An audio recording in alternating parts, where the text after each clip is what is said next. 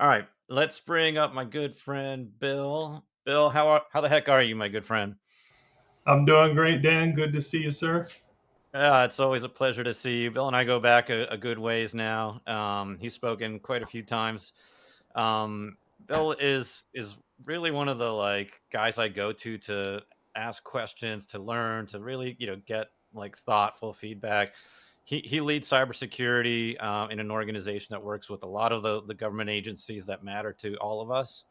Bill, you're going to tell us about MCP, which is just like there's so much confusion and question and uncertainty about this area. So I'm going to step aside, sir, and let you take it from here. Okay.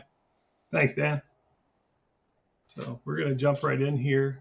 This is the developer workflow MCP security model context protocol.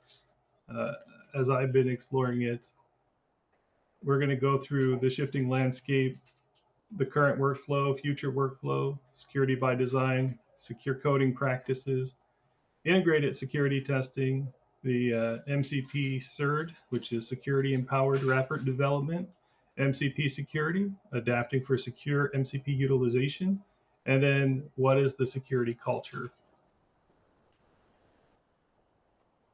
So there's definitely a large shift in the security landscape currently for secure software development. It's going to impact pretty much any organization that's out there delivering products into the federal agencies or elsewhere. They should be really concerned about the growth in API attack surface due to the introduction of AI into workflows. And we'll get into that a little bit more later. But it's an interconnected world now. And if you think your APIs aren't exposed, you should go and rethink that and always operate under the premise that your APIs are already hacked and have been attacked. There is a bit of a human factor involved in everything that we do.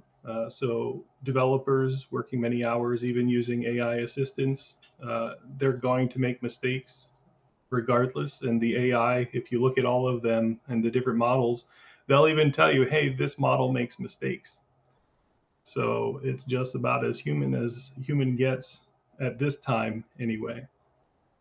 If you're vibe coding along, the code recommendations could lead you into troubled waters.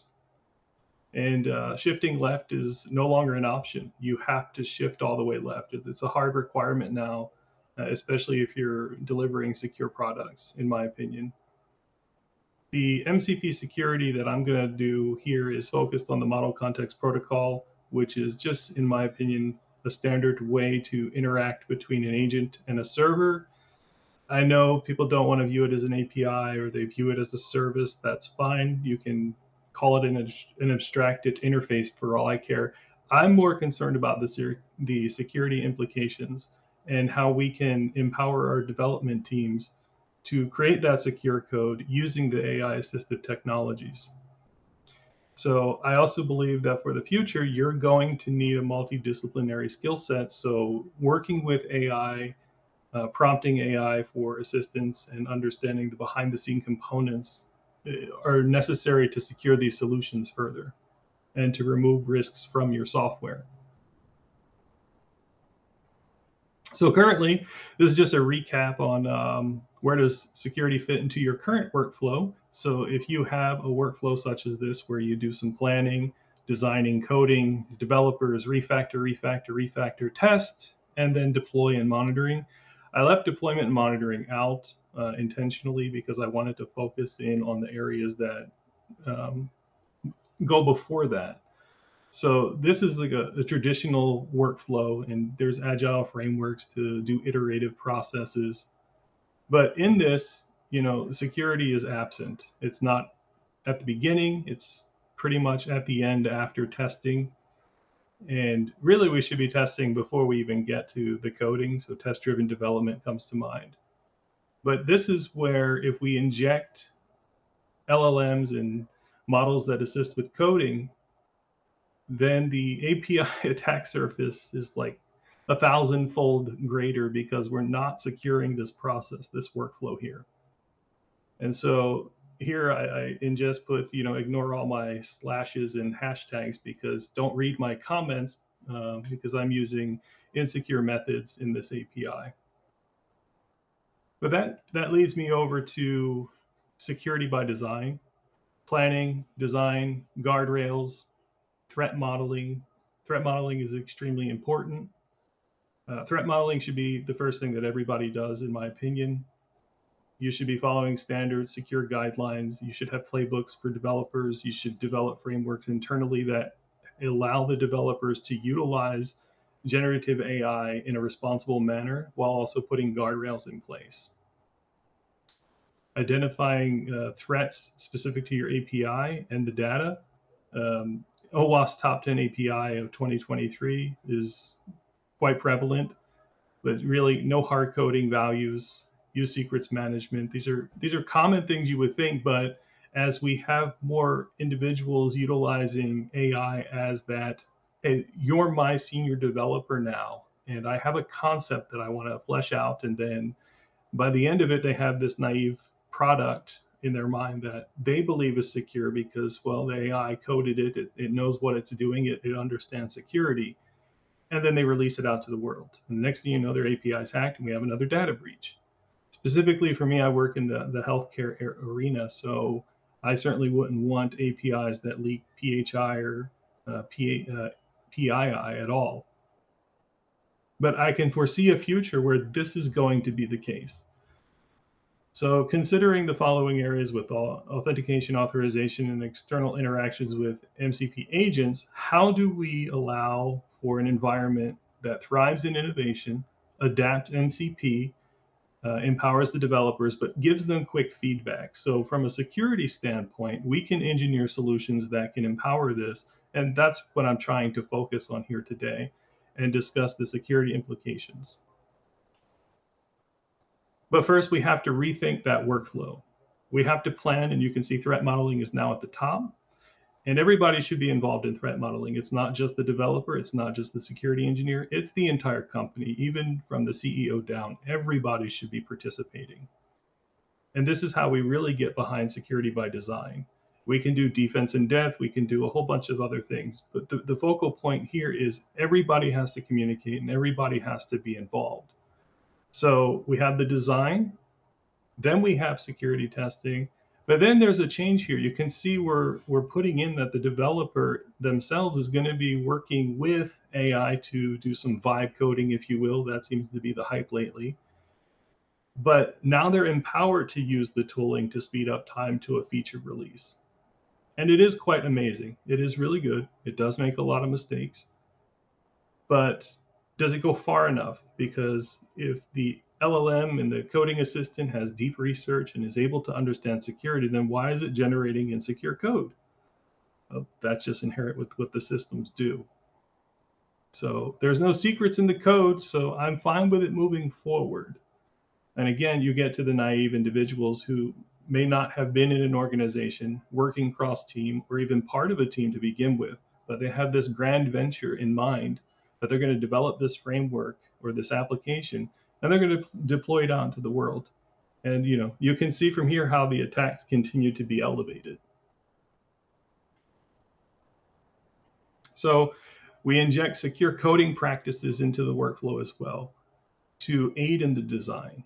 We encourage and we teach on the OWASP attack vectors to developers, other teams as well. It can be across the entire organization. So while I'm saying developers, just know anybody is welcome to the session, and everybody should be encouraged to join the session.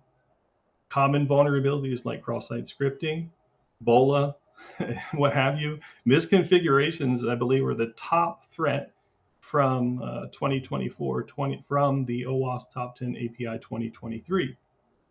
So if we're teaching people, raising security awareness, we also have to enforce some kind of secrets management so that we're not hard coding values and we're just not putting secrets and API keys into GitHub or Get. We do input validation, but we also check for output encoding. These are time-intensive tasks. They require workflows, they require clear communication, and they require timeframes.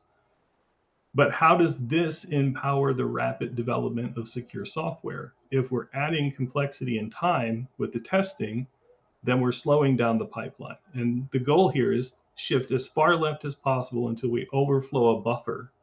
That's how far we're shifting.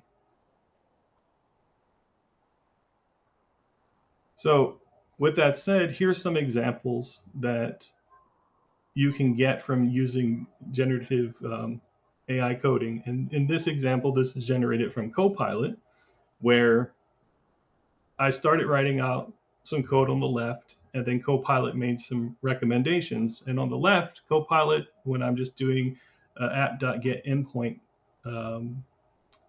with a generic request, nothing special here, just an ID for a parameter. Copilot's like, hey, let me finish that for you. Here you go. This will work. Cool, thanks. But it's injectable. So not really helpful. But if you don't have the security mindset and you haven't been made aware of OWASP top 10 and you're just starting out, or maybe you're a seasoned developer and you just need to bang out something really quick for a delivery and you just haphazard about it. This is the kind of stuff that gets injected. And this is what we have to look out for when we're doing our penetration testing, our AppSec. Static code analysis should flag this, but dynamic analysis, even better.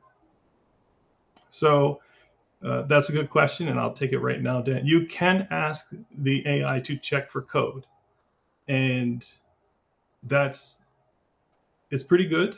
It will explain the code to you. It will comment the code for you. But if you're not aware that there's an issue or you're not doing that type of process, this is easy to go out into the wild. Hard-coded secrets, it should warn you, but if you don't know how to properly put environment variables into the application from a secrets management perspective, many people opt for the option of just the hard-coded value because it's the simplest approach and they want to get it done. And so they're happy with it. They move on with their day. Unfortunately, what they didn't realize is they pushed it to a public Git repository and someone like me has scraped it, and now I have all the credentials and I'm probably already dumping your database at that point. But you can see Copilot can make decent recommendations if you just add a bit more. So as the example, I added db.query select, and it was fine. And now it's not injectable. But I had to do this change myself.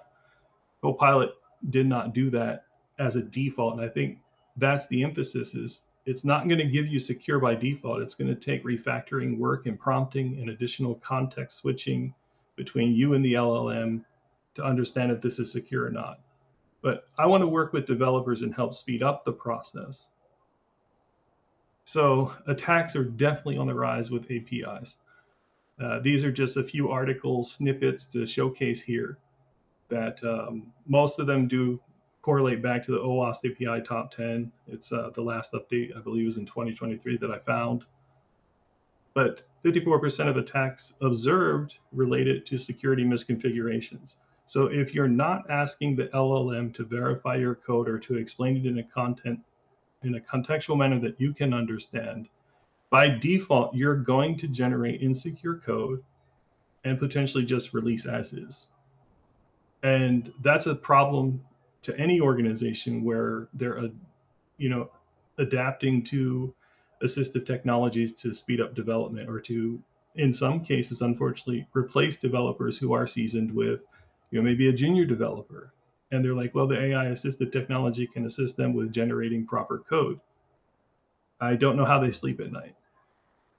But the other portion that we have here are shadow APIs. And I just kind of tucked it in the background there because you have a lot of use cases of end users at home who want to have API projects, or they have projects for Internet of Things type devices, not secured at all. And, if they're just looking to get something to work and it works for them, maybe that's as far as they go with it. So there's a lot of alarm raising around security awareness. So training is essential. But here you can say only you can prevent API breaches, and everybody is part of security. So it doesn't matter who you are, where you are. If everybody begins to think security, then the shift can begin. So that's what I'm trying to achieve. And we can do that by integrated security testing. Now, at an organization, we can do this. For home users, we can't potentially do that, but we can broadcast it on LinkedIn or other platforms and try to raise awareness. But from an organizational standpoint, when you're integrating testing into API specifically, you have the static testing, and many people probably already know what that is. You have dynamic testing where you're actively going after the application as it's running. And then the new approach that I'm working with is the MCP driven red team supported. So there's going to be a standardized structure, and then there's going to be agents, and then there will be a backend server that individuals are able, well, developers are able to then pull the MPC service to see if that code is secure on the fly through valid testing, not just from prompting the LLM to determine if the code is secure or not. They can do both. And I'm fine having multiple protective layers in place to do so. So that's what CERT is, Security Empowered Rapid Development. It's as far left as you can go. And you can see here we have planning in, we have threat modeling, we have secure design processes in place, we have secure coding and testing for the developer standpoint, and then we have secure coding and testing from the security standpoint. So we double the effort, but in an automated fashion, so that we don't have to increase the time of the pipeline. As the developer is writing code, they can utilize the MCP at any time to check the security of the code. So I'll go a little bit more into that, but that's what CERT is bringing, and it's backed by the AI solutions that are empowering developers in the first place. It's how do we position it to continuously check the code and ensure that things are sane. But there is a caveat to that, which I will touch on. But first, let's look at integrating this type of testing.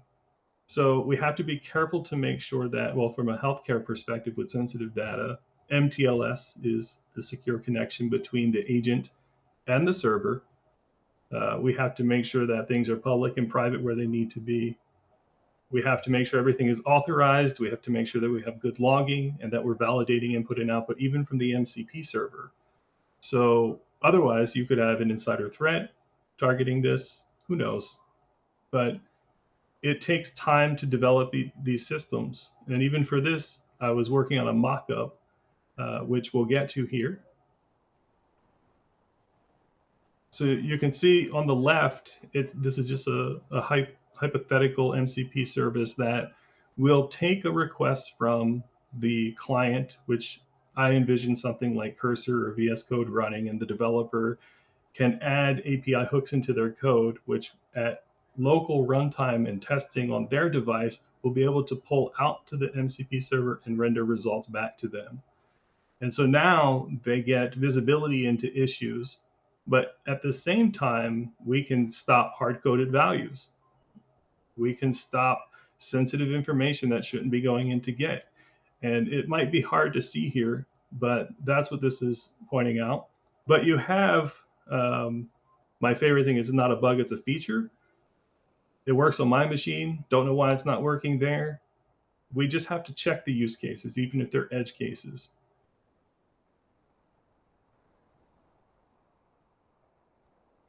So here we have an MCP client and server example mock-up design.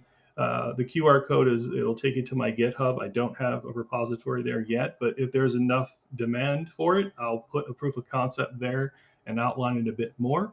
But essentially what you're looking at are test cases to be performed on the back end. So this here would be a perform off bypass test. Test cases would be run. These are very generic and basic just for demonstration purposes, but you can see we can test the authentication, we can send back information to the developer in real time, and we can also log this. We can also send additional content from the workspace if we want to track the LLM utilization, such as Copilot. And we get visibility into those workflows. So we can empower developers to use these tools, but at the same time, we're able to track them and make sure they're secure.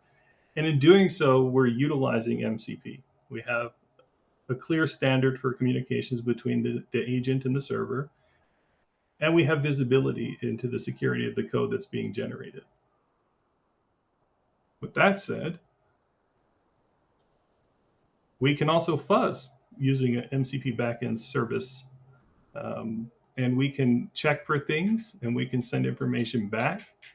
This is just hashed out pretty quickly to showcase, a quick SQL injection check. But all the hype is in MCP currently. We can utilize MCP to empower development while allowing developers to utilize LLMs or coding assistants, because we can stay closely coupled in that loop and part of the design principles that have been outlined. And everybody communicates.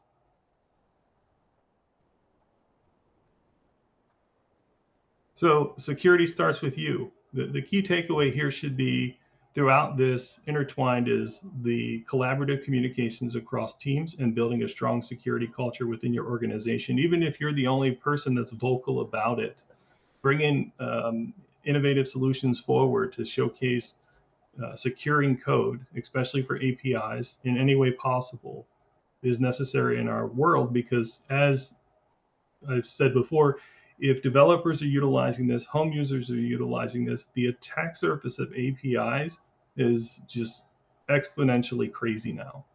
There's going to be so many targets available for picking. But there's a side effect to this as well.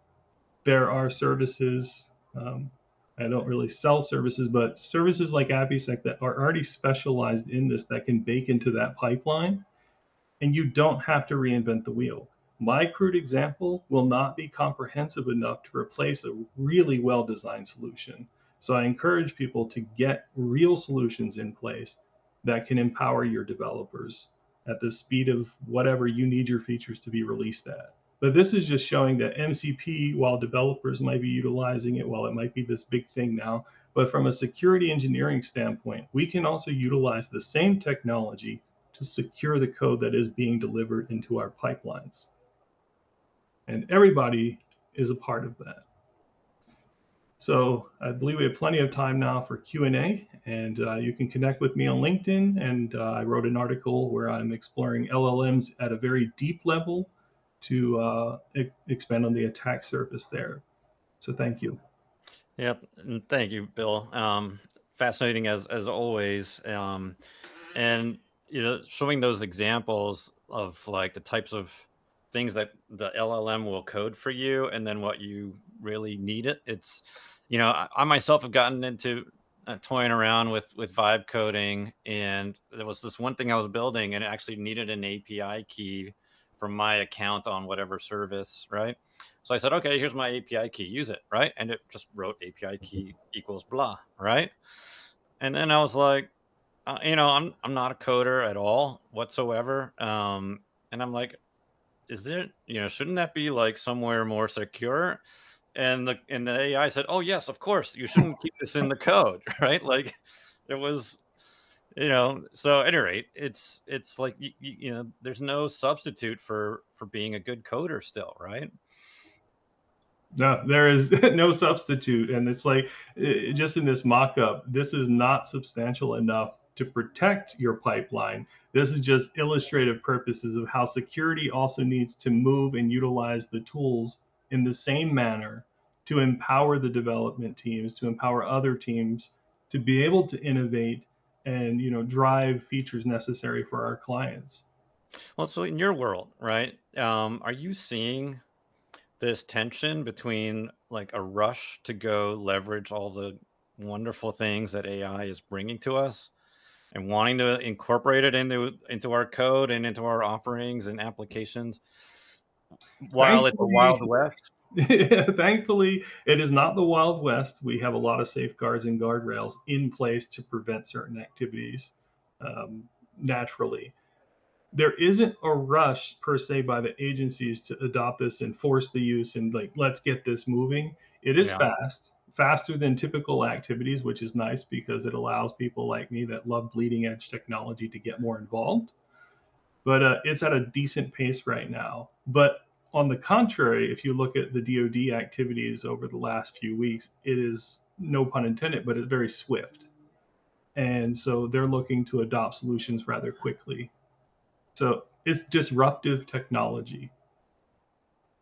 Oh, yeah, But and I have a 16-year-old who's I've been encouraging to like at least learn the basics of programming, and so he signed up for his first comp sci course. right? And I'm like, AI is changing how we develop our code. And then 3 days later, he tells my wife, he's like, yeah, Dan said you don't really need to learn how to code. You just got to know how to do AI, right? And I'm like, that is not at all the message here, right? Like, you do need to have these chops. I want to make sure we get some of these questions in here from Brandon. How can an MCP server built on Fire API architecture be designed to securely and efficiently deliver sensitive medical data to an authorized doctor, may be busy, when a nurse without proper clearance initiates the request, and so forth? I'm sure you've seen something like this before. It's a very actually it's a deep question. Really, it's not something easily solved in a webinar. However, I will say it's much more than just using MCP in this regard. You have to have proper security processes and policies and controls in place before you even get to that portion, which is Yeah. the development, and then like access controls would. There are many layers of defense that would come into play before that takes place. I did some work in the healthcare space years ago, and I remember like their patient management system. You want to make sure that only authorized people can see the records as needed, but you also need to have a break the glass. Like if there's an emergency and you need to get access to their allergies before you inject someone with something, like, there was a model that allowed people to escalate their permissions, right? And but it got logged and audited and all that kind of good stuff, right? How about from Akinwumi? How can developers protect against common OWASP top 10 vulnerabilities using Microsoft technologies or Azure services? Very specific question there. So you have the approach where you can generate your code, vibe coding, or what have you, or you already have a code base and you are authorized to utilize an LLM to be assistive. You can prompt to review the code for security concerns. Now, I've done this a few dozen times. Sometimes it's good, sometimes it's not. The model makes mistakes, it misses things. That's why I said it's not just that you have this technology, but utilizing specialized providers that have done the groundwork and continue to refine it is going to be something extremely difficult to try to replace. But Yeah. just prompting, verifying, checking, but having secure design principles in place is probably the most important thing. Shifted as far left as you said. Well, Bill, thank you, man. I really appreciate it. I'm sure we'll be talking soon, and you take care. All right, we'll bring you back on.